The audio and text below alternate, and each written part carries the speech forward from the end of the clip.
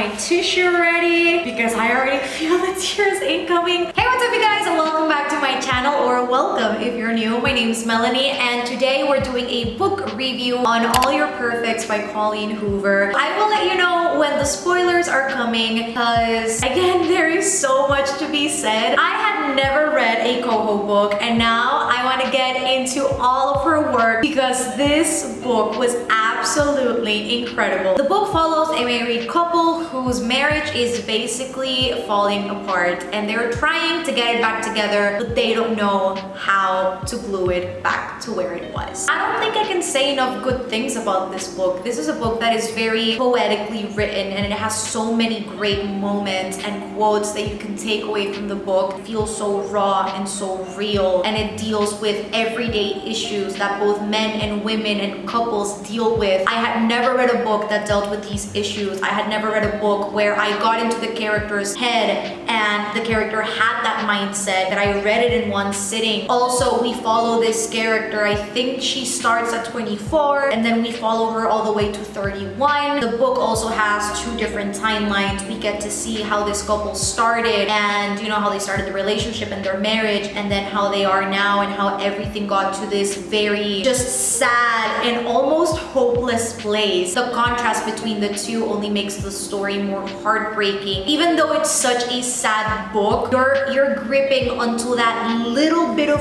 hope. I also have to be entirely honest, I cried for the majority of this book. So if I were you, I would literally have a box of tissues right beside me. I was very torn on what rating to give this book because it was so sad, but I cannot give this book anything less than 5 stars. It was, again, one of my favorite reads of 2020. It's such an amazing book, and I will continue to recommend it. So that was it for the non-spoilery section of the video. If you have not read it, I highly recommend you do. You need to read this book and then come back so that we can talk spoilers. So until then, bye!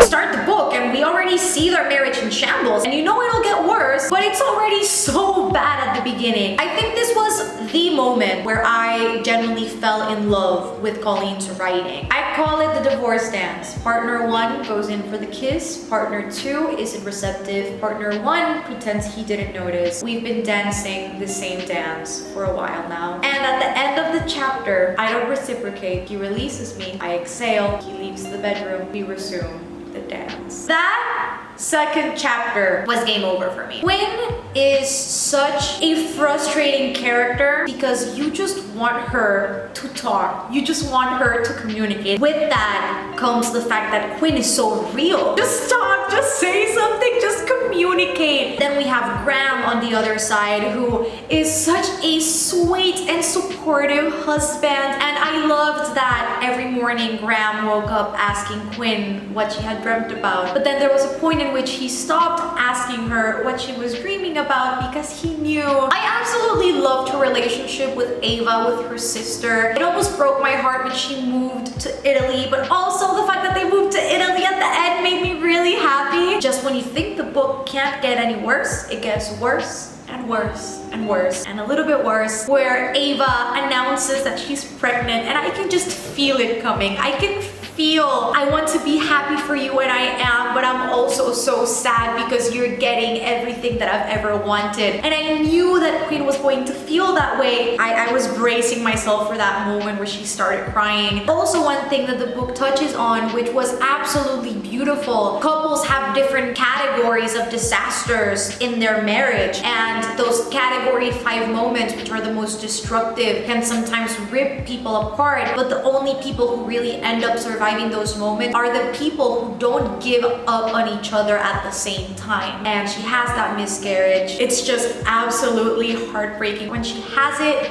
and then they go to the hospital.